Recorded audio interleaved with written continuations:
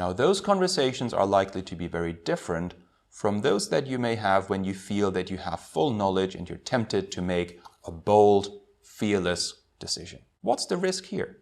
This sounds like decision-making nirvana. You think like you know everything there is to know to make the decision and you're ready to push the button. The problem is that knowing and not knowing that you don't know feel exactly the same.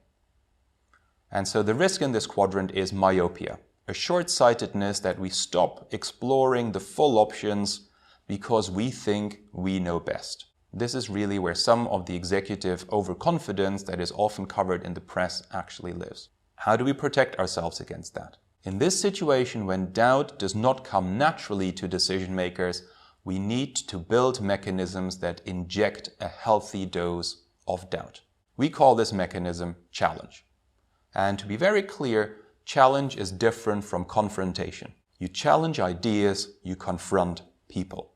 So how do we build a culture in which people are willing to speak up and willing to contribute what we call the diversity of thought?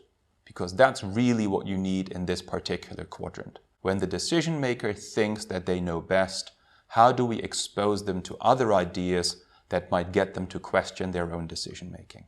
Some mechanisms to do this are quite playful. We hear of boards that introduce devil's advocates. So rather than a particular person being difficult, it is their role for a given meeting to contradict whatever is the plan of the decision makers, just to really make sure you've considered all the options and all the alternatives. You may simply ask the question, and then what? And typically, once you do this 4 or 5 times and you imagine what is the trajectory that the current decision is setting you on, people start to discover that maybe in the long run, the current decision is less wise than it may initially look.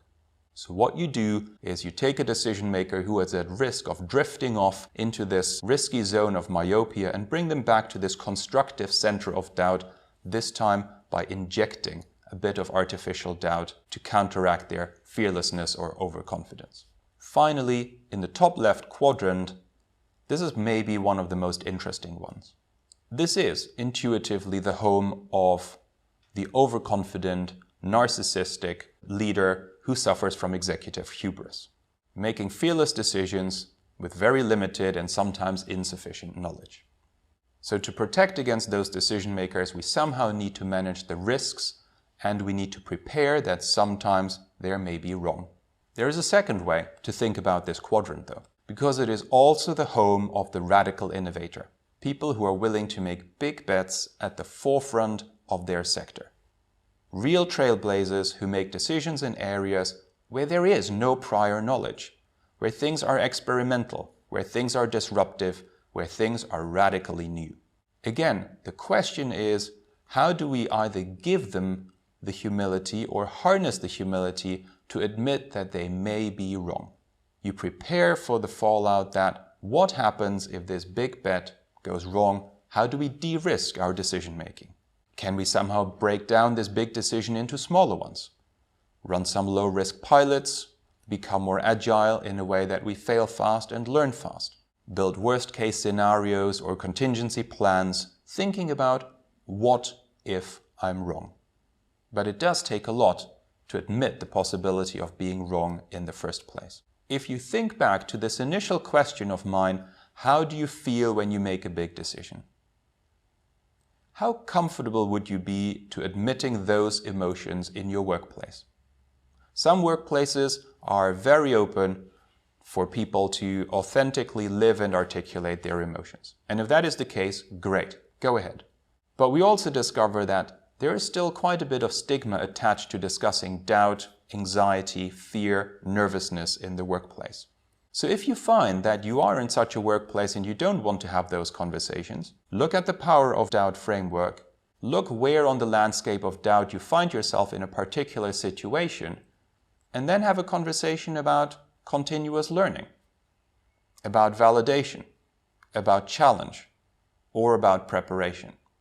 So what this framework helps you do is destigmatize the doubts that we all feel. Some are more open than others about them. What it also helps you to do is, in a way, to outsource doubt. What is so debilitating about the feeling of doubt is this somewhat schizophrenic dialogue that goes on in our head, that we need to be a confident decision maker, but we do have doubts about the decision. What this framework hopefully helps you do is to hand one of those voices to another person and to turn this internal dialogue into a real conversation. And by understanding where in the landscape of doubt you're sitting in a given situation, it allows you to be much more strategic in who you want to have those conversations with and what the conversation is that you need to have in that particular time. Our human inclination is to always go to the same people when we find ourselves in moments of doubt or vulnerability, and always go to people who are like us. So likability becomes a big issue for leaders.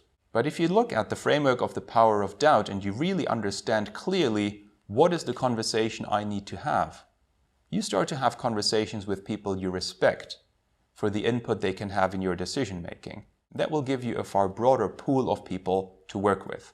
Work with people you respect and allow yourself to grow to like them, because that will broaden significantly the diversity of thought amongst your inner circle, and it will help you deal with doubt in a more productive way and to make better decisions.